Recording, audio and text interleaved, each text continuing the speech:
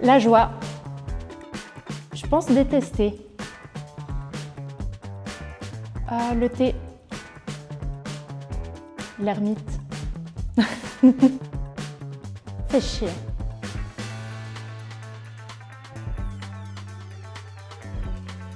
Alors, ça va être harmonie. Dogmatique. C'est facile, c'est chocolat. L'aigle. Putain!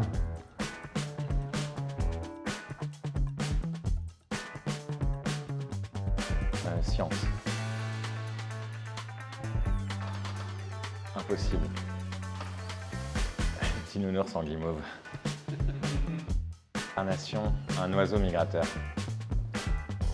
Damn it.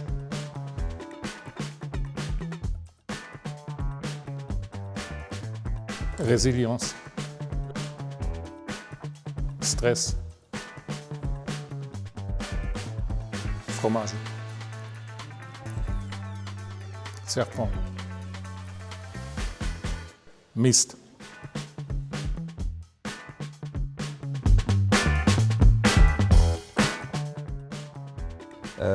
La stabilité. La fourberie. Le chocolat noir et les pistaches. On va dire un beau lamentin. Diantre.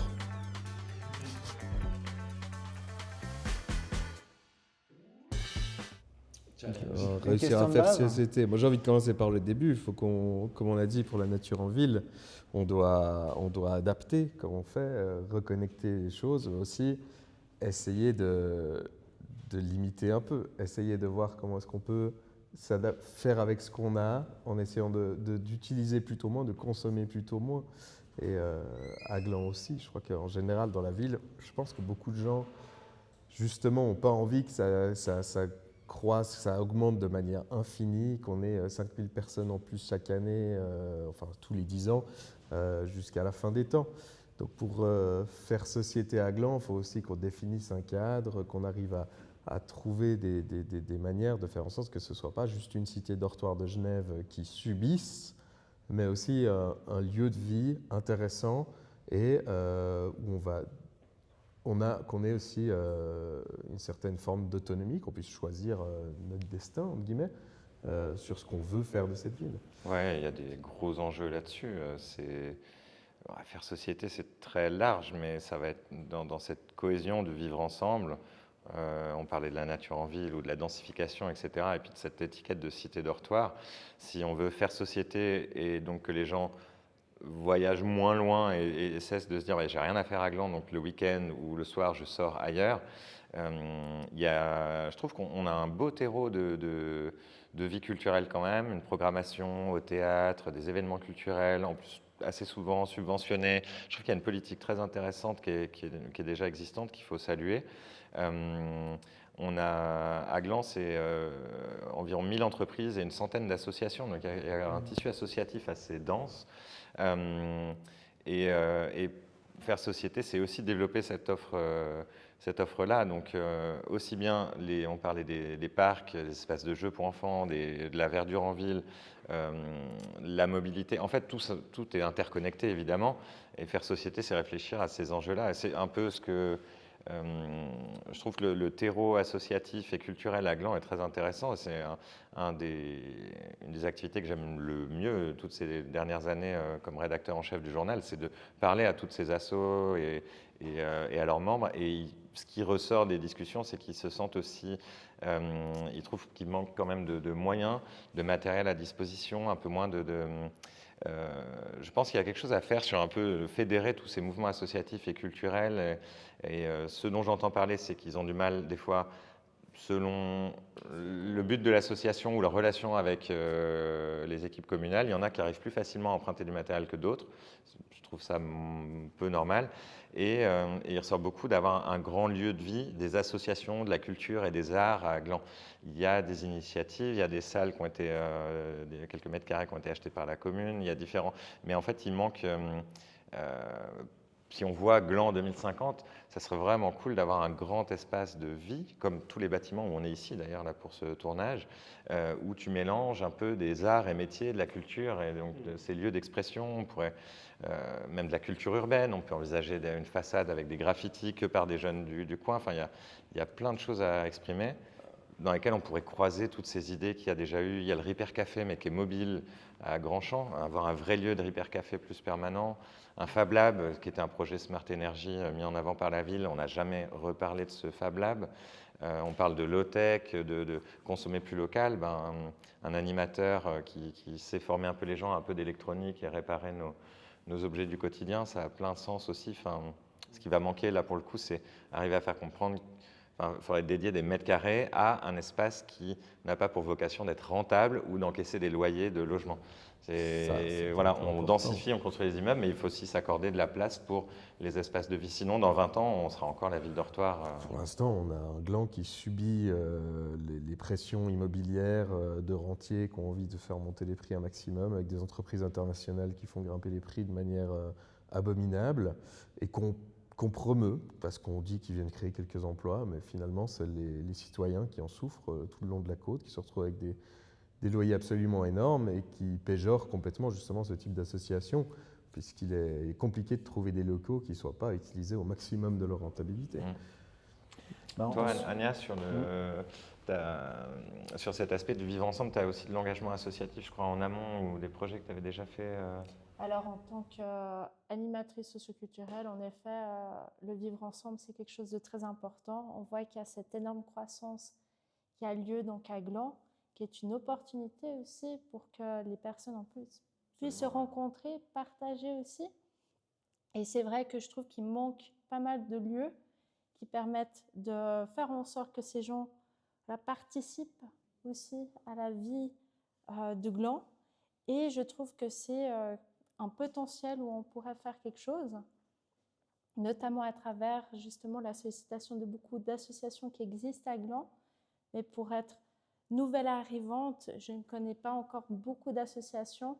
Donc il y a aussi ce manquement, je pense, de transmettre l'information de qu'est-ce qui existe et voir comment est-ce qu'on peut intégrer ça pour que les communiquer familles, plus fortement. Exactement. Est-ce que c'est par le biais de l'école, d'autres établissements? Comment est-ce qu'on pourrait procéder à ça? C'est intéressant, justement, comme tu es nouvelle arrivante, est-ce que tu es au courant de tout ce qui est à disposition de Gland? Parce que ça pourrait être un peu un élément où peut-être que les gens ne sont pas suffisamment informés de ce qui est à disposition. Parce qu'après tout, moi, ça fait longtemps que je suis là, donc je sais quels sont les éléments et où est-ce que je peux trouver les différents lieux qui m'intéressent. Mais toi qui viens d'arriver, est-ce que tu as déjà cette information? Parce qu'au bout d'une année, on devrait déjà savoir les endroits où on veut aller. Quand on va dans une ville, en général, on sait assez vite les endroits qui nous intéressent et on trouve assez vite ces informations-là. Est-ce qu'ils sont suffisamment, vu qu'on va prendre ton expérience, est-ce qu'ils sont suffisamment accessibles? Alors pour ma part, je reçois pas mal de flyers, je reçois pas mal de choses en fait à la maison, mais ça me titille pas assez pour que je fasse le premier pas.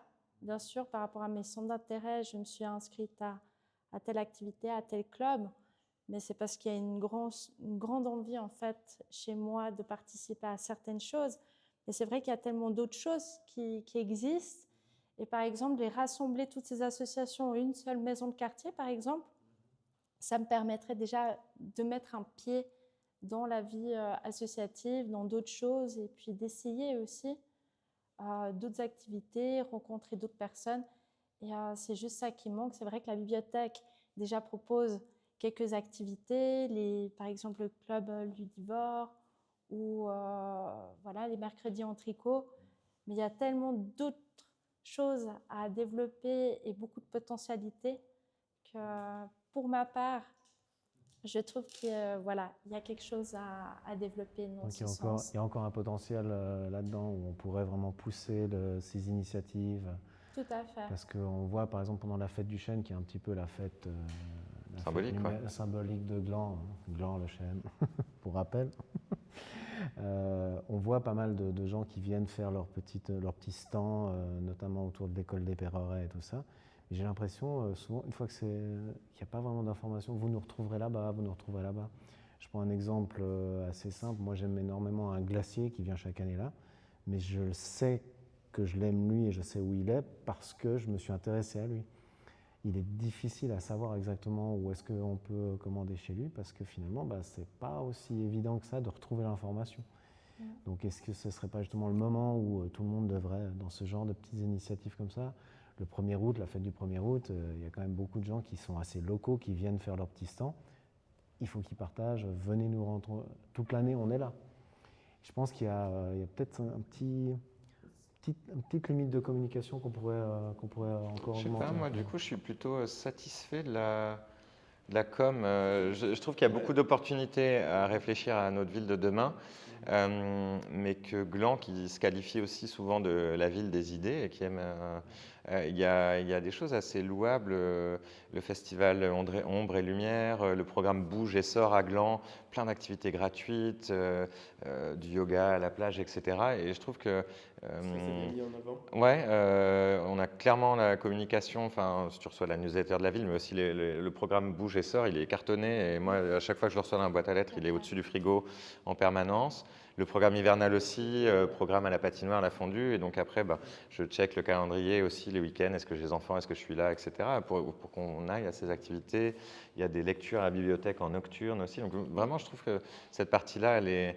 Mais comme on disait juste avant, on a aussi beaucoup... Il y a des challenges, mais il y a beaucoup d'opportunités pour fédérer un peu plus les associations et je rêverais vraiment beaucoup d'un grand lieu de synergie, de croiser toutes les assos et de locaux en responsabilisant aussi les gens. Mais on peut même pousser aussi la com, elle peut peut-être s'améliorer, mais je trouve qu'elle est pas mal. Mais on pourrait aussi imaginer un poste, même carrément, un emploi, un animateur socioculturel. Il y en avait eu un d'embauché pour Econote. Je crois que c'est 100 à 110 000 francs annuels avec les charges, etc. C'est des budgets tout à fait concevables pour une ville comme nous qui a 82 millions de francs de budget à l'heure actuelle. Est-ce qu'il y a en plus d'une grosse association des quartiers, un animateur, quelqu'un de dédié à ça, en soutien des assos. Il y a plein de... C'est un secteur où il y a plein de pistes à explorer et plein de choses à tester aussi, à inventer, en stimulant aussi un peu le feedback des gens. Je ne sais pas s'il y a déjà eu un grand forum des associations à Gland, toutes ces plaintes, moi dans celle avec qui je travaille pour le journal. Est-ce que ces plaintes-là sont vraiment remontées? Est-ce qu'elles sont centralisées par quelqu'un? Très probablement, hein. Il y a un office et puis on a une municipal qui s'occupe de ça. Donc, est-ce que ces doléances, elles sont centralisées? Est-ce qu'il y a un plan d'action? Enfin, je suis sûr qu'il y a de l'optimisation à faire. C'est intéressant, en fait, on est dans cette discussion qu'on avait eue, le fait que Gland n'a pas de réel centre, de centre-ville tel qu'on peut le voir. On parle vraiment de quatre quarts de quartier qu'on avait assimilés à des cartes, comme les cartes d'un jeu de cartes, les 4 races. Et le fait de ne pas avoir forcément un centre, c'est à la fois une identité de Gland, mais à la fois aussi un défi, parce que du coup, on n'a pas un point central qui canalise, qui rediffuse. Puis là, pour le coup, on subit, on n'est pas responsable de l'urbanisme des 40 dernières années, mais ça retouche même à la mobilité. Il n'y a pas longtemps, quelqu'un qui est à Gland Sud, et donc le théâtre, il est à Grandchamp, Gland Nord, voulait bénéficier, était très content, il y a beaucoup de programmes gratuits à Grandchamp et d'activités culturelles, mais n'a pas de permis ni de véhicule. Et le vélo, à cause de soucis de santé, c'est peu une option. Je me disais, j'aimerais aller à des programmes culturels à Grandchamp, mais je n'ai pas de transport public quand l'événement finit. J'ai un bus en fin d'après-midi pour y aller, mais il n'y en a plus quand j'en sors. Et donc, je ne peux pas bénéficier de cette offre culturelle parce que personne ne me ramène à Gland Sud.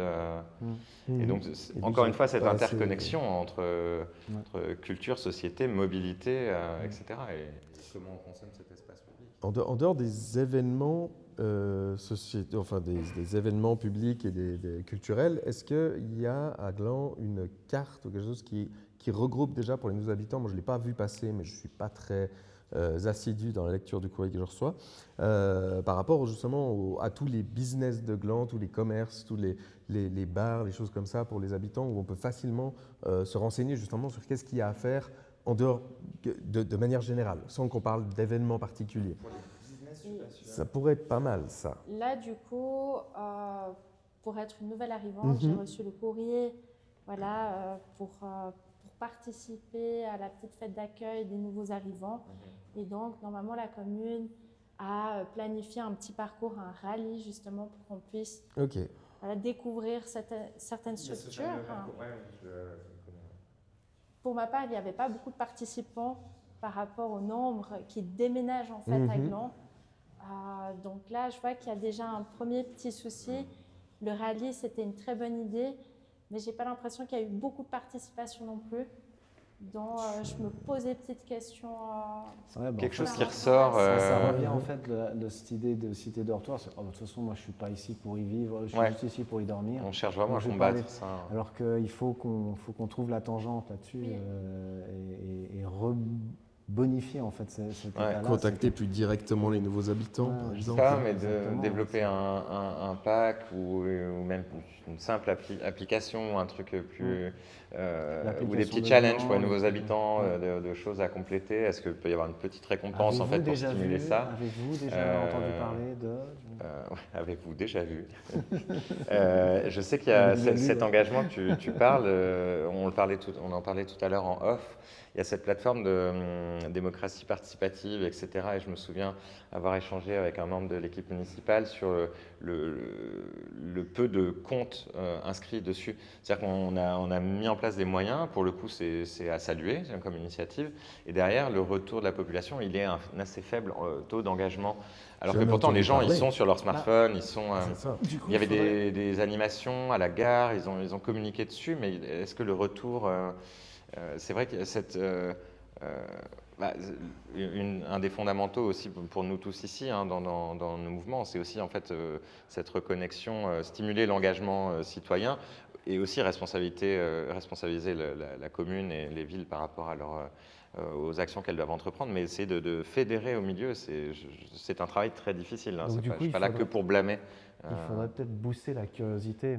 C'est-à-dire que plutôt que de partir du principe que les gens vont par défaut s'y intéresser, peut-être partir du principe que de toute façon, il va falloir booster cette curiosité et de commencer à faire le fameux parcours rallye, mais peut-être intrinsèque, c'est-à-dire qu'il va être installé dans la ville, tu installes un QR code, tu sais que ça existe à Gland, mais sans juste booster la curiosité. La personne va se dire « Attends, de quoi tu me parles ?» Et peut-être trouver un moyen différent d'intéresser les gens, parce qu'on sent que les effets traditionnels qu'on aurait dans une ville qu'on a l'habitude, avec un centre-ville bien établi, par un château ou quelque chose, qui n'existe pas ici, serait peut-être de bifurquer sur une autre approche, avec une approche plus de curiosité, plus d'éléments putaclic. Désolé d'avoir lâché. Aguicheur. Aguicheur, voilà, je pense que c'est peut-être mieux. Avec un élément peut-être pour titiller un petit peu plus les gens dans leur curiosité et puis de se dire « Ah mais attends, mais en fait c'est à côté de chez moi ça ». En sachant que le taux d'engagement, ou vraiment en termes marketing, le taux de pénétration sur un type de campagne comme ça, c'est beaucoup d'efforts et c'est vrai que tu es dans l'incertitude face au taux de retour réel. Ouais, c'est délicat, mais... Après, on peut faire un peu le point central, enfin, la commune deviendrait un peu le relais de ces éléments-là. On vous donne accès à des QR codes communaux, puis vous nous dites ce que vous voulez vous lier à ça parce que votre commerce a un intérêt, puis juste on créerait le lien. En fait. Il y a dans la promotion aussi... au-delà des activités qu'entreprend la commune, il y a aussi cette association du coup, pour laquelle je travaille, puisque c'est elle qui édite le journal de Gland Cité, dans lequel je rédige.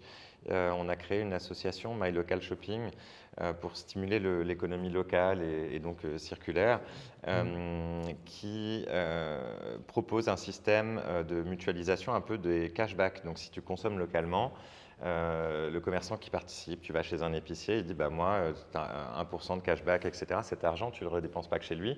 Tu vas aller dans une boutique déco cadeau qui elle-même est membre, bah, tu peux utiliser ce cashback chez elle, en fait, de faire un pool. Et je trouve l'initiative hyper louable et on a tâché de communiquer dessus, etc. Parce que c'est hyper intéressant. Enfin, on a beaucoup de commerces qui remontent des problèmes pour leur business à Gland et leur problème de survie vraiment économique. Et derrière chaque petit commerce, il y a une mère de famille ou un père de famille, un foyer. Enfin, c'est vraiment un enjeu important, quoi. Et c'est là aussi, du coup, difficile de stimuler le taux d'engagement sur l'application. C'est dur. Tout le monde est 100% d'accord que c'est une initiative louable. Néanmoins, c'est des mois de boulot de communication pour que les gens téléchargent l'application et le fassent. Et il y a un moment où les pouvoirs publics ont des responsabilités, les associations aussi, mais on ne peut pas non plus aller prendre les gens par la main. Donc il faut continuer ce travail de fond pour que les gens aussi réalisent d'eux-mêmes, de se dire « Ah mais ça, en fait, voilà, il y a des choses à Gland, il y a une vie culturelle, associative. Il faut qu'ils réalisent aussi d'eux-mêmes qu'ils n'ont pas besoin de prendre le train pour Morges, Lausanne ou Genève le soir pour trouver des activités. Il y a des bars qui sont cool aussi. Voilà, il y a des... mais on est en pleine transition dans cette ville qui se pense encore un peu comme un village des fois, hein, même dans ce qu'on entend dans la population. Alors qu'on est la 9e plus grosse ville du canton de Vaud maintenant, quoi. Donc, et que Nyon qui est à côté, ça a toujours été un peu la symbolique du coin, la ville côtière, etc. Mais on est devenu une ville qui a de l'influence régionalement et de la population et du budget, donc du coup des moyens, quoi. Oui. Et il faut accompagner justement cette croissance. Et c'est là où je trouve qu'il y a matière à faire. Soutenir à fond, ouais. Beaucoup d'opportunités là-dessus. Après, ça va souvent être au moment charnière de la vie, quand tu arrives à la jeunesse, pour éviter que la jeunesse ait envie d'aller titiller un petit peu l'incivilité, de leur donner des endroits où ils peuvent s'exprimer entre eux. Tu parlais de personnes qui puissent aller exprimer. Les arts urbains, c'est super. Les arts urbains et tout ça. Je vois derrière les pérorettes, tout un mur qui est complètement tagué de partout. On voit le tunnel, là. On voit le tunnel qui a été avec pendant longtemps. Il y avait les merci à toutes les infirmières et tout ça. Soignants. Ça, c'est des initiatives qu'il faut booster. Il faut leur laisser des zones, genre cet endroit-là, vous pouvez vous exprimer. Cet endroit-là, vous pouvez vous exprimer. Ça peut être sous forme de concours, de soumission de projets, d'appel à projets, en fait, orientés que pour les jeunes, et avec limite une votation populaire. On peut aussi se servir de cette plateforme de participation citoyenne qui a été développée pour plus tard en avoir différents thèmes ou branches dans le site et stimuler cet engagement et faire voter des... En plus, je suis persuadé que les gamins sont en plus beaucoup plus digital friendly que leurs parents, et qui sont capables de pousser dans leur foyer en fait aussi des plus âgés à s'engager vers les plateformes et à soutenir. Et en tant que parent, ça me paraît évident que j'ai envie que mes enfants trouvent des moyens d'expression et de lieux de vie. En dehors de la machine à misère. de lieux de vie communautaires dans la ville, ouais. Tout à fait. Donc pour clôturer un petit peu cette thématique, pour vous, qu'est-ce que vous retenez dans les grandes lignes? Quels sont les projets que vous aimeriez porter auprès de cette ville? Trouver un point de centralisation. Moi, je serais aussi pour centrer la communication autour de choses plus basiques parfois. J'ai l'impression que je me rappelle beaucoup avoir reçu dans les boîtes aux lettres des choses par rapport aux activités pour les personnes très âgées ou aux activités par rapport aux trucs de théâtre très spécifiques ou des choses comme ça. Et peut-être commencer par dire aux gens, voilà, on a tel ou tel commerce, on a telle ou telle possibilité déjà, la base qui va forcément attirer peut-être des gens de manière plus globale, en leur donnant les informations pour voir aussi tout ce qu'on peut avoir dans chacun des intérêts spécifiques que chaque personne aura. Essayez déjà de montrer aux gens de Gland que tous les habitants de Gland puissent savoir qu'il y a tout ce qu'ils veulent, qu'on met en avant les bars, on met en avant les différents commerces, on met en avant tout ce qu'il y a de possible pour eux, en disant, regardez, on met en avant le lieu, par exemple, si on parle du théâtre, regardez, on a le théâtre à Gland, et ensuite on va aller leur montrer tout ce que le théâtre fait, plutôt que d'arriver directement en leur disant voilà, tiens, on a le théâtre fait ça, et qu'en fait on se perde dans une mare d'informations, dans une mer d'informations. Typiquement, je pense à des choses très basiques comme les pubs, le Bouls en bas vers la gare qui est très connu, qui le mettre en avant pour les jeunes si on a envie de faire société, ce genre de choses assez basiques qui va attirer plus de monde, et dire ensuite que chacun, ou leur permettre à eux de s'exprimer, par exemple mettre un QR code avec une page où on va, pour chacun de ces quelques lieux qui va intéresser beaucoup de monde, ensuite leur proposer quelque part où ils nous montrent tous les événements spécifiques qu'ils vont faire et qui va là du coup intéresser chacun suivant ses intérêts plus spécifiques et personnels. Ne la quitte pas, c'est là pour toi. Voilà. On l'a. Moi, en conclusion, pour Gland et ce vivre ensemble et donc toutes ces facettes culturelles et sociétales, quelques défis, mais surtout beaucoup d'opportunités. Je suis assez positif. On a un bon terreau et je pense qu'il y a Il y a vraiment matière à faire des chouettes choses. Pour ma part, ce serait un point qui centralise donc toutes les associations, les activités, que ce soit intergénérationnel, voilà, un point de rencontre et plus des lieux qui permettent voilà, d'avoir des espaces aussi de partage comme des parcs pour les enfants, ainsi de suite. Et je dirais pour finir qu'il y ait déjà voilà, des événements comme la fête des voisins qui soient à nouveau promus dans la ville de Gland pour que ce soit moins ce stéréotype de la ville dortoir. Voilà. Merci. On ne fait pas que dormir, on y vit aussi.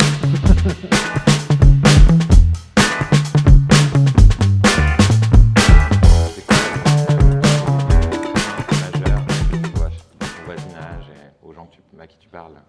Bien sûr. Alors à mon avis, les freins principaux, ce sont souvent en fait le côté monétaire, le budget. Voilà, le train, ça coûte cher selon où tu travailles. Et quelquefois, en fait, c'est aussi plus facilitant pour les familles d'avoir une voiture pour l'organisation, etc. Donc je pense que c'est le budget et au niveau de l'organisation. Tu penses que les modèles de subvention qu'on a à Gland et que beaucoup de villes ont en Romandie, en Suisse en général, sont incitatifs ou justement pas suffisants? Pour moi, ce n'est pas suffisant. Il y a déjà des différences au niveau de certaines communes qui sont très saluées et puis d'autres pas. Pour moi, à Gland, ici, il y a une amélioration à effectuer. Et souvent, quand on fait de l'analyse budgétaire et qu'on analyse le réel coût de l'automobile, on se rend compte que finalement le train n'est pas si cher que ça. Et beaucoup de foyers, j'en ai plein de fois l'exemple, nous tous, je présume, des gens qui, une fois qu'ils ont vendu leur véhicule, ils n'ont plus ces coûts d'assurance, de maintenance, de stationnement, et ils se rendent compte en fait de la liberté financière, finalement, et de l'autonomie et du gain financier. Comment on peut faire passer plus fortement ce message et faire comprendre un peu lutter contre ce biais, on va dire, ou cette idée reçue? C'est une bonne question. Je pense que finalement, c'est l'information. Il faut informer cette population que ça vaut beaucoup plus la peine finalement de prendre les transports publics. Il faut aussi que l'État fasse aussi un pas pour rendre aussi les transports publics beaucoup plus attractifs. Et puis, j'imagine aussi que c'est au niveau de l'éducation, les gens doivent être un petit peu plus conscientisés à l'importance la sensibilisation, ouais. Voilà, du climat, pour ma part. Et pour toi? Niveau transport public, par exemple, à Gland, c'est un sujet récurrent dans la population sur un peu le manque d'offres. Il y a eu des initiatives comme la navette Cristal l'année dernière, etc. Cristal, c'était extrêmement intéressant. Ouais. Est-ce que sur cette lancée, tu peux développer un petit peu? Alors, déjà, je pensais que ça avait été un projet qui avait été lancé sur le long terme. Et j'ai été malheureusement surpris de voir que finalement, c'était juste un projet pilote. Puis qu'on se dit, on attend juste les retours. Dans un cas comme ça, on devrait justement, dans la dynamique, vouloir le pousser le plus vite possible, parce que dès que quelque chose est concluant, il faut avancer, il faut lancer le projet. Malheureusement, ça a toujours tendance, on sait que surtout en politique, tout est un paquebot, donc on est sur l'eau, il faut du temps, chaque élément va prendre son temps. Mais quand on est dans des urgences climatiques, on se dit, mais pourquoi est-ce qu'on ne va pas plus vite, justement? Et l'impact, justement, on a déjà l'avantage à Gland d'avoir le train qui est bien centré. À peu près tout le monde peut espérer l'avoir dans les moins de 10 minutes. Ceux qui sont vraiment dans les périphériques peuvent rajouter une trottinette ou un vélo et avoir cet accès. On a vu ces dernières années que tous les systèmes de parcs à vélo qui ont été facilités sur 2 étages, qui ont permis justement d'augmenter la capacité pour les gens pour venir et s'installer dans ces endroits-là. Ils sont pleins, ces parkings vélos. Souvent, ils sont pleins. Quelques incivilités, malheureusement, mais j'en ai été victime. Pareil. Malheureusement, c'est le lot de la masse. On peut prendre facilement des chiffres, comme pendant quelques temps, j'ai entendu les gens disaient « Ah, c'est inadmissible, les trottinettes électriques, on voit, il y a beaucoup plus d'accidents. » Mais tu as envie de lui dire « Mais calme-toi, c'est normal qu'il y ait plus d'accidents, il y en a plus. » Donc si le parc augmente, tu vas forcément avoir une augmentation des accidents parce que par défaut, l'humain va avoir des moments un peu de distraction qui va faire qu'il va se planter et avoir des accidents dans des endroits comme ça. L'infrastructure, elle est bien faite. Elle est faite pour justement bien récolter. Le problème derrière, c'est que Gland a bien réfléchi cette étape-là. Mais je prends un exemple personnel. Moi, si je veux utiliser le train pour aller dans ma zone de travail, j'y arrive pas. Malgré le fait qu'il y ait dans la nouvelle offre des transports, je suis dans la zone d'Yverdon. Il y a un nouveau train maintenant qui permet d'aller jusqu'à Yverdon. Oui, c'est vrai, mais l'horaire est malheureusement décalé par rapport à ce qui est intéressant pour moi. Maintenant, si je prends un simple calcul, 2 jours d'essence me coûtent 1 jour de déplacement en train. Donc derrière, il faut vraiment que je fasse cette réflexion du fait que, oui, mais si j'ai passé 2 jours d'essence, j'ai peut-être pas aussi le prix derrière que va me coûter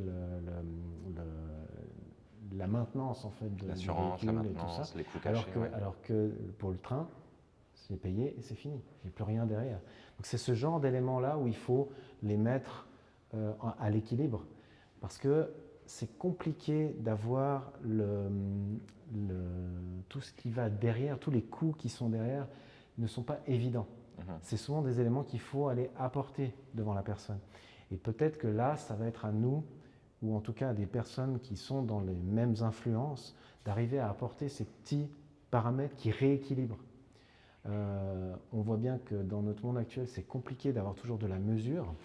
On est dans une période où les gens vont beaucoup vers les extrêmes de pensée. Je ne vais pas forcément parler d'extrêmes au niveau politique, mais d'extrêmes de pensée, où on est dans ce tout de suite, alors qu'on a besoin dans le monde politique de mesure, d'équilibre. Et il faut absolument amener, nous on doit absolument par nos messages, amener ces éléments-là qui permettent de voir que finalement, si on donne les bons leviers, ouais. La personne va plutôt favoriser parce que justement, c'est plus intéressant. Pragmatiquement, oui. Ouais. Puis on a un pays magnifique à parcourir en train. Moi, j'adore traverser la Suisse en train. Si une personne ce paysage, a pris une fois et puis t'es serein, t'es pas dans les bouchons, tu peux bosser, bouquiner, juste dormir si tu as envie de faire la sieste ou tu as un peu une nuit courte. Et si on profite par exemple de ton expérience, toi qui l'as déjà vécu. Oui, en tant qu'actif dans le conseil communal depuis 10 ans, ce que m'a surpris au début, c'est beaucoup de rêves qu'on a pendant la campagne ou même avant. On veut ci, ça et ça. C'est souvent, on se heurte au cadre légal des lois ou des règlements imposés au niveau cantonal ou fédéral qui ont un impact sur le quotidien à Gland. Par exemple, on ne peut pas mettre de pistes cyclables séparées du trottoir ou la chaussée pour le trafic motorisé partout, parce que c'est une route cantonale, c'est sous le règlement fédéral, donc on est tout de suite limité. Et ce n'est pas parce qu'un autre groupe politique à la majorité ne veut pas que ce projet aboutisse, mais c'est le cadre qui ne permet pas actuellement. Donc il faut beaucoup de temps, comme tu as dit, pour changer ce cadre légal, parce que si on ne veut pas que la loi est comme ça, il y a des moyens de le changer. Hein. Ce n'est pas l'inverse. Donc il y a beaucoup de choses qui sont bloquées comme ça. Donc la réalité est souvent différente des rêves ou des objectifs qu'on se fixe pour améliorer la vie collective et individuelle. D'où l'importance alors de la sensibilisation que tu évoquais tout à l'heure et aussi de l'engagement citoyen et démocratique à tout niveau, parce que oui, il est clair qu'on est dans un cadre, dans une société et qu'on ne peut pas unilatéralement, localement, alors il y a plein de belles choses qu'on peut faire localement, mais on est aussi tenu par des contraintes légales. Un truc sur lesquels, en termes de solutions, par exemple, pragmatiques, je sais qu'on a déjà échangé sur la mobilité et qu'on partageait tous les deux une même idée, par exemple, pour accéder à la déchetterie à vélo. Est-ce que tu veux détailler un peu cette idée de choses simples et... Oui, effectivement. Donc, on a récemment déplacé la déchetterie d'un endroit à un autre endroit plus proche de rails, notamment, qui permet mieux évacuer tout ce qui est collectionné là-bas ou déposé par les habitants et habitantes. mais c'est toujours à la périphérie. Et ça, c'est dans tous les villages et villes, la déchetterie, c'est pas au centre-ville, c'est toujours à l'extérieur.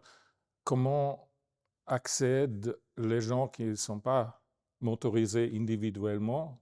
Ça, c'est un défi pour beaucoup qui, par la suite, prend le chemin facilité et met tout dans le sac communal pour mettre ça non trié à la poubelle.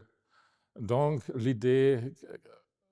une idée pour adresser ça, ce sera dans le cadre de vélo à libre service aussi, installer un système de vélo cargo libre service, éventuellement organisé par l'administration, et avoir 4 ou 6 vélos de ce type à des endroits stratégiques où les personnes peuvent idéalement avec la même app ou le même système de location comme les vélos à libre service qui vont revenir ce printemps, louer ces vélos cargo service. Donc ça incite les gens de réfléchir 2 fois, de jeter tout dans le même sac et ignorer le...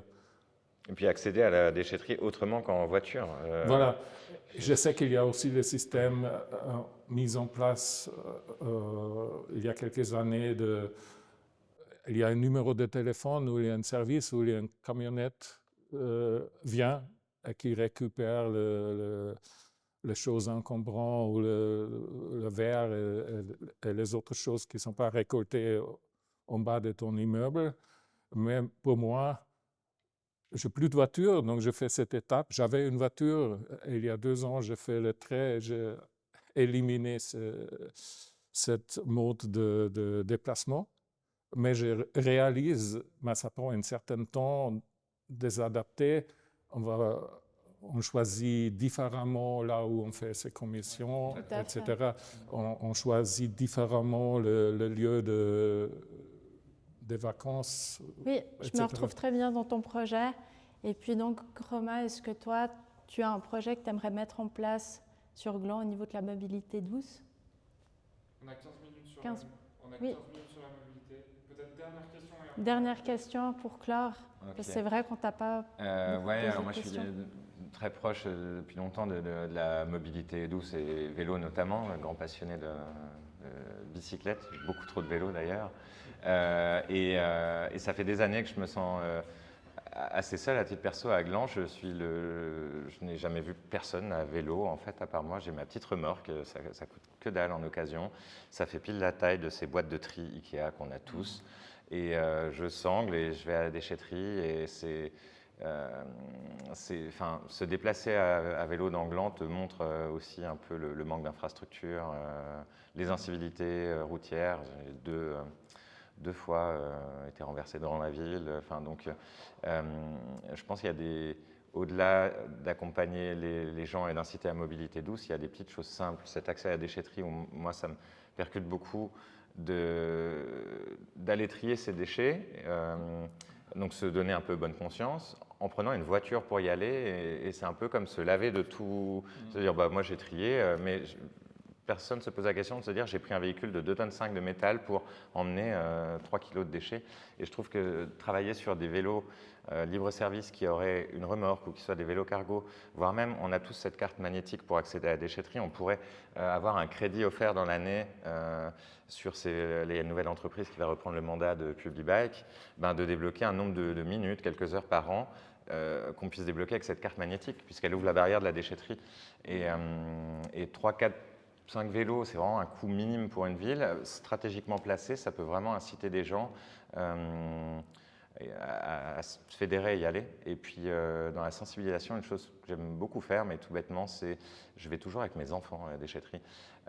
On parlait de sensibilisation, de ne pas être déconnecté du réel et du monde physique qui nous entoure, mais avoir conscience, on génère des déchets au quotidien, on les trie, on les sépare.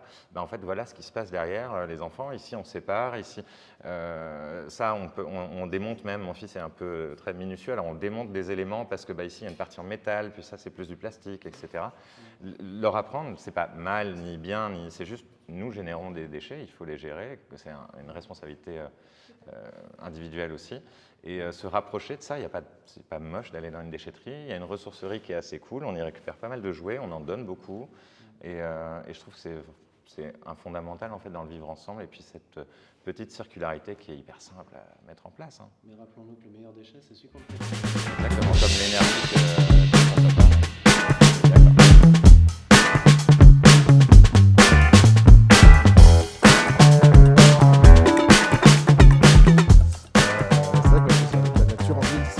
C'est intéressant quand on parle par rapport à Gland, dans l'idée que tout simplement, on a effectivement, comme vous avez discuté tout à l'heure, pas forcément la main mise sur tout. On ne peut pas agir sur tout directement. Il y a beaucoup de choses qui se font au niveau cantonal, au niveau fédéral.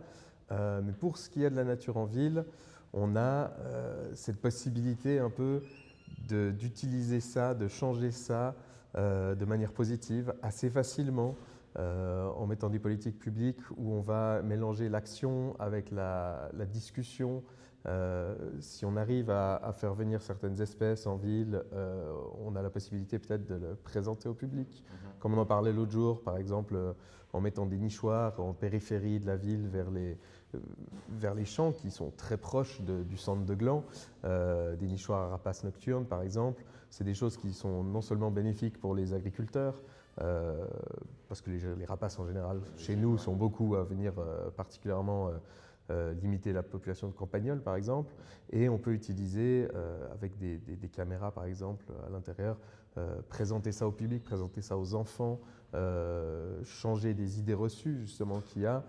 Ça peut être aussi avec les mammifères comme les renards qui sont souvent considérés comme des nuisibles alors qu'ils sont plutôt bénéfiques à l'agriculture.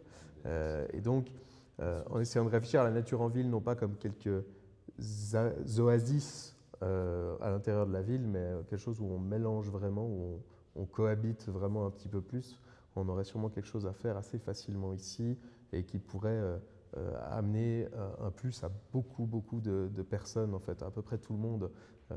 Ce serait du pur gagnant-gagnant. Non, il y a plein d'initiatives comme ça à faire et ça a beaucoup plus d'aspects, ça touche à toutes les facettes de notre quotidien. Et en l'occurrence, à Gland, on ne sortira pas non plus de cette image de ville-dortoir si on est face à des enjeux de densification qui sont normaux pour la région aussi. Et il va être nécessaire de rénover de l'habitat et de construire de l'habitat.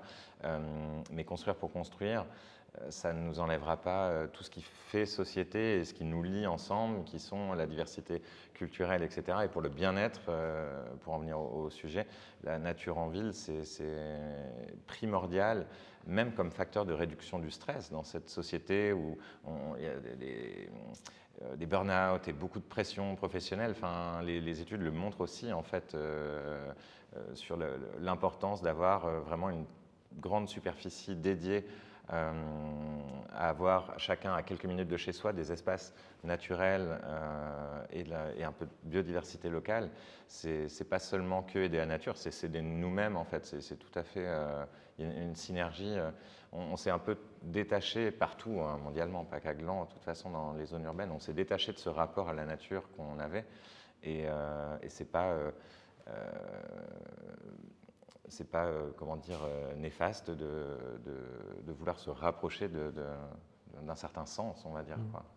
C'est intéressant ce que tu dis parce que c'est ce qu'on avait espéré pendant la pandémie, que les gens allaient se réaliser à quel point c'est important parce que beaucoup de gens voulaient sortir, se rapprocher de la nature. On a vu les forêts se faire presque envahir à certains niveaux où les gens faisaient un appel justement à cette nature. Je suis fermé chez moi, j'ai besoin de cette nature. On a vu des endroits où il y avait même des espèces sauvages qui se réappropriaient la zone pendant le moment où l'homme n'était pas là. On se rappelle des dauphins à Milan, pas à Milan, l'autre. C'était Gênes, l'autre, celui d'en face. C'était à Nice. C'était en Italie la encore. Piazza Grande, j'ai oublié, excusez-moi. Je ne dis pas non plus. C'est Venise. Voilà. Ah, Venise. Dans la baie de Venise. C'est vrai, les dauphins dans la baie. Oui. Donc on voit qu'à partir du moment où nous, ça nous a permis d'aider notre santé mentale, hein, quand tu parlais justement, c'est vraiment un gros impact sur la santé mentale. et on manque de végétalisation à certains endroits. On voit à quel point la zone du dive bar manque clairement d'être trop minérale. On a besoin de cet appel, c'est un appel à la nature qui doit être fait. Il n'a pas besoin d'être réparti ou surexposé, mais il faut simplement arrêter de couper des arbres. J'ai vu autour de l'école, ils ont commencé à couper des arbres. On parle d'enfants qui perdent toute une zone potentiellement ombragée. C'est une zone qui pourrait... Je peux faire un cut fact-checking et tout. Si on dit ça, on va se faire...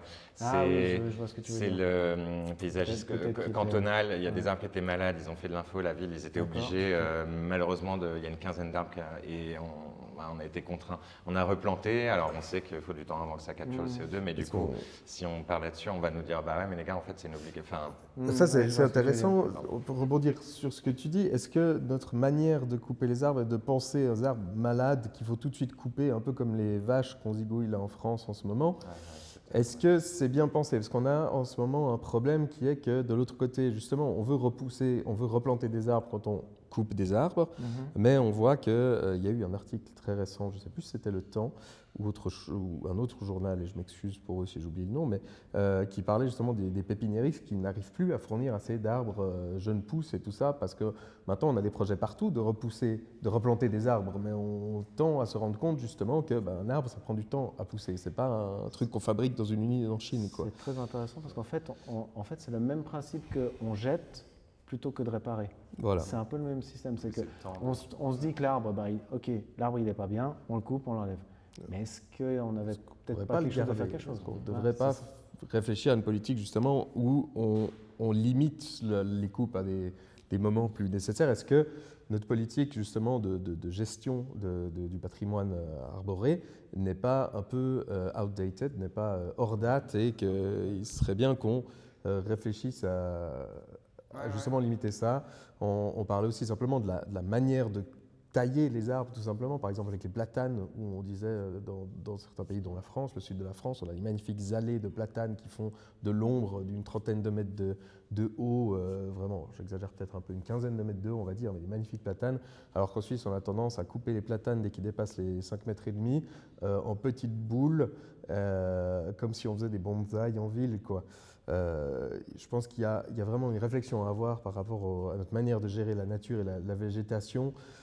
Abandonner peut-être un peu cette idée de propre en ordre suisse qu'on a poussé à l'extrême et revenir à quelque chose qui soit réensauvagé, sans laisser en friche évidemment, mais en gérant ça de manière un peu plus intelligente. On le voit même pour les jardins privés, il y a beaucoup d'efforts de sensibilisation là-dessus, et dans certains foyers, on commence à sortir un peu le gazon parfaitement tondu. En fait, il ne retient pas du tout l'humidité, il n'aide pas du tout lors des vagues de chaleur. Du coup, il crame encore plus parce qu'il n'a pas le temps de garder de la fraîcheur.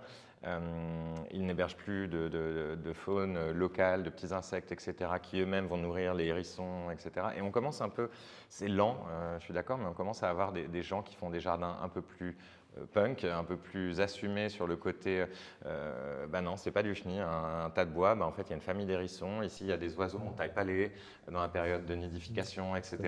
Et on commence à avoir des gens mais c'est long parce que pour l'avoir vécu personnellement, tu t'opposes à des gérances ou certains voisins à la vision hors d'âge aussi, qui eux vont dire cadré, tu ordonné. peux pas. Voilà, moi, je vais laisser des zones non tondues exprès dans mon jardin, et puis avoir des tas de bois qui pourrissent, mais du bois qui pourrit, c'est pas moche, c'est naturel. Et en fait, en quelques années, j'ai une population de vers de terre qui croît de façon exponentielle.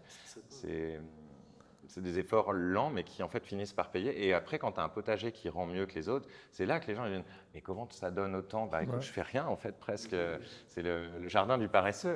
Je laisse la nature vivre, et après quelques années, ça prend. C'est pas intéressant de mettre... Oui, vas-y, Rupert. C'est peut-être le temps. Il existe un règlement communal sur les arbres, arbustes, etc. C'est peut-être le temps de regarder les règlements qui existent ou directives communales sur plein de sujets nature en ville qui adressent certaines problématiques, mais peut-être les solutions proposées par ces règlements et directives sont plus à jour avec le développement. Je pense notamment aux certaines espèces autochtones qui commencent à plus en plus souffrir par le changement climatique. Donc il y a peut-être à regarder et faire venir des spécialistes dans ce domaine qui ont étudié quelle espèce pourrait remplacer quelle espèce pour qu'ils soient plus aptes au changement. Les étés sont beaucoup plus chauds, il y a moins de pluie, précipitations sur le terrain. Donc peut-être on ne plante plus les bonnes espèces qui mourent après 10 ans, 15 ans parce que voilà, ils souffrent, ils n'ont pas prévu pour ça. Et là, on a au niveau communal les outils mis à disposition, donc les règlements qui fixent comment le faire, et ça concerne le privé, le régie, le public, donc le propre parc qui sont gérés par la commune. Je sais qu'il y a beaucoup de petits parcs ici, par là, qui sont en phase d'être rénovés ou repensés parce que voilà, les anciennes espèces ils sont en train d'être coupées parce qu'ils sont malades, parce que le météo est plus comme il y a 30 ans. En parallèle, il y a la croissance fulgurante de la commune. Il y a 3 générations. Dans les années 60, il y avait 3 fermes, plus ou moins. Maintenant, on approche les 15 000 habitantes et habitants. Et peut-être cette croissance n'a pas toujours pensé à la nature qui est aux frontières. On est entouré par des petites forêt. Elles sont pour balader, pour prendre l'air fraîche, etc. Mais nous, ça ne nous suffit pas. Il faut amener ou regagner comme ville la nature autour de nous. Et là aussi, tu as dit tout à l'heure la densification, donc raser une ville à une famille remplacée par une petite maison pour 3 ou 4 ou 5 familles, mais ça c'est aux frais du jardin qui entoure cette parcelle.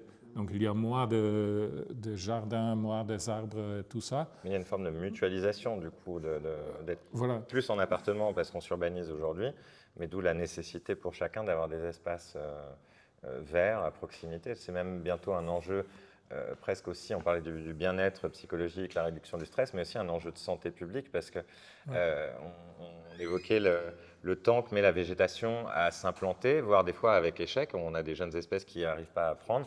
Or, on a des vagues de chaleur qui sont ressenties par toute la population en Suisse. On le voit dans les relevés de température sur les façades des bâtiments lors des vagues de chaleur. C'est phénoménal. Et on cherche tous la fraîcheur lors des vagues de chaleur. Et c'est aussi du coup un enjeu de santé publique d'avoir des espaces verts et plus de nature en ville pour baisser au maximum, lutter contre les effets d'îlots de chaleur urbains et pour que les gens puissent aller le soir fuir un peu dans la fraîcheur d'un parc qui est arboré, etc. Je profite de ça pour parler d'une anecdote. Il y a quelque temps, je vois un oiseau un peu bizarre. Puis il me fait « Ah, c'est marrant, on dirait un goéland ». Je fais « Bah oui, c'est un goéland, qu'est-ce qu'il fout ici ?» Puis ça avait l'air normal, genre c'est bon, non, c'est pas sa place. Ici, c'est les mouettes, elles sont censées être... Et le problème, c'est que ce machin-là est 2 fois plus grand. C'est quoi, 40 ans quand même qu'ils sont là maintenant, les goélands? À ce point-là? Ouais, je pense. Ça fait... je ne les voyais pas aussi depuis aussi longtemps, parce que quand je voyais le machin qui hurlait sur les toits... Mais c'est vrai qu'il y en a de plus en plus. Et le problème, c'est que je commence à les voir de plus en plus au nord. Parce que je travaille dans le nord vaudois, on les voit de plus en plus, ils prennent la place, ils poussent les autres. Maintenant, ils commencent à les dégager du lac de Neuchâtel. Il y a pas mal d'endroits où il y a des nichés de mouettes qui se sont fait dégager du jour au lendemain. Parce que, par défaut, tu parlais d'espèces, celles qui ont la possibilité de se déplacer facilement, elles poussent, elles montent gentiment, elles poussent. Elles suivent. Oui. On parlait des hirondelles. Les hirondelles, on le retrouve d'ailleurs dans le fameux de pas John Kerry, celui qui a fait... les noms, c'est pas mon truc. Celui qui a fait Une vérité qui dérange, où il expliquait que les hirondelles essayaient de rattraper la nidification des chenilles. Cyril Dion, c'est ça, Cyril Dion. Non, c'était l'américain, celui qui appelle Al Gore. Pour citer les noms, voilà, Al Gore avait cité dans son truc Une vérité qui dérange, il expliquait que les hirondelles essayaient d'être là, parce que normalement elles nichent au moment où il y a les chenilles qui sont le plus présentes. Le problème, c'est que maintenant, comme il fait plus chaud, les chenilles se sont déjà barrées, c'est des papillons, puis elles doivent se rabattre sur autre chose. Et forcément, elles diminuent parce qu'elles ont plus ce qu'il faut pour manger.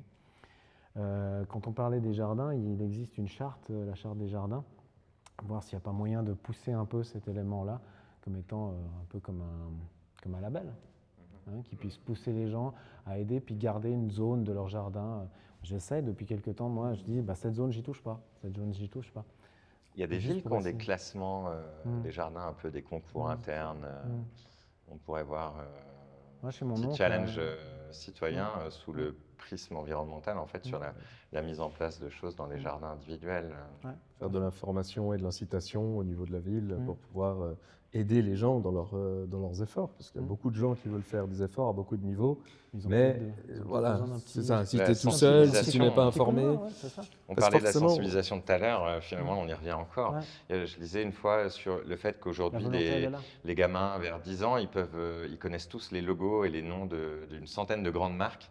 Et ce qui est assez flippant parfois, mais aucun n'est capable de citer la moitié des plantes qu'on a dans les adventices du printemps, etc. Et de reconnaître des espèces dans la flore locale.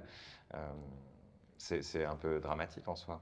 Ah oui, c'est une nécessité pour les villes de faire un contrepoids. Forcément, ceux qui poussent à la consommation ont l'argent pour se faire voir, ont l'argent pour envahir la tête des gens un peu. Pas nécessairement en pensant en mal, mais en ne pensant pas au bien en tout cas, en ne pensant qu'il y a l'intérêt que ça a pour eux. Et du coup, effectivement, il faut que les gens ne se retrouvent pas seuls face à ça pour aussi avoir des idées qui viennent d'ailleurs, et en particulier pour penser à quelque chose de résilient, à quelque chose qui puisse continuer sur la longueur, pas perdre le lien avec ce qui est naturel, ce qui peut... ce dont ils ont besoin, sans s'en rendre compte. Et c'est pas parce que ça rapporte pas, et c'est pas parce que y a pas d'intérêt au niveau de la rentabilité que c'est pas important pour les êtres humains. Donc on est là pour que ce soit encore important, et que ça le reste. Il faut finir sur une bonne phrase là. Donc, je pense pas pour la ville, une bonne phrase, c'est dire c'est notre rôle d'aider les gens. C'est notre rôle, et même c'est large, c'est que naturer la ville, c'est aider la biodiversité, mais aussi aider les gens, améliorer la santé publique, le mental. C'est positif pour le mental et c'est positif pour la ville. Et c'est un gros outil, un gros vecteur de lutte contre le réchauffement climatique et le bien-être dans nos villes. Et ça, c'est pour moi le paradoxe. La ville était un petit village, agriculteur et viticulture, il n'y a pas si longtemps, 3 générations pour ceux qui sont d'ici. Il me semble que la moitié du savoir était perdu en route, où les gens qui sont venus s'installer venaient de grandes villes, par exemple, où ça c'était beaucoup plus en arrière, tout ça était perdu. Je pense qu'on pourrait bénéficier de savoir de certaines associations qui sont actives au sein de la ville. Le jardin potager au sud de la ville, près de la falaise, sont un bon exemple où pour les citadins et citadines qui ne sont pas le luxe d'avoir un jardin autour de leur petite maison ou grande maison, c'est là où il faut jouer avec ça. On avait des agriculteurs qui ont joué le jeu, ils ont mis à disposition certaines parcelles pour permettre ça. Donc il y a des projets ponctuels comme ça que la ville devrait davantage soutenir d'une manière ou d'une autre et puis inciter ça. Je sais que dans le cadre des écoles primaires et secondaires, il y a souvent le maître et maîtresse qui font usage de ces initiatives associatives pour mieux former, donc justement pour que les enfants reconnaissent les plantes nuisibles, ceux qui sont bénéfiques, et les animaux qui sont dans leur habitat naturel autour de nous. Pour eux, c'est chez eux, comme c'est chez nous, pour nous. Donc il faut revenir à l'arrière pour cette cohabitat et amener davantage en ville pour les raisons que tu as évoquées, casser le béton et l'asphalte. Il y a des des choses qui sont en train de se faire, notamment là où la ville est propriétaire des lieux, parce que c'est souvent aussi le problème, si ce n'est pas la ville qui possède une telle parcelle, il faut beaucoup de conviction pour convaincre le propriétaire de suivre, parce que les règlements qui sont en place sur les arbres et les jardins, etc., ils se heurtent souvent, parce que le propriétaire, c'est mon mètre carré, je fais ce qu'il veut, ce que je veux. Donc là, il y a de nouveau ces murs invisibles qui ne permettent pas souvent ce qu'on aimerait avoir comme cadre de vie. Ouais, je crois que ça résume bien. C'est beaucoup de volonté et une prise de conscience dans la population aussi sur ces enjeux, tout en faisant face à un cadre, c'est la société dans laquelle on évolue aussi, un cadre réglementaire, etc., qui parfois souffre un peu d'immobilisme et un peu de lenteur à évoluer, à s'adapter. Mais je pense qu'il y a une véritable force de fond quand même au fil des ans, face à l'urgence aussi, à se mobiliser pour faire évoluer ces cadres. Ouais, donc en fait, en résumé, pour la santé de tous, revégétaliser.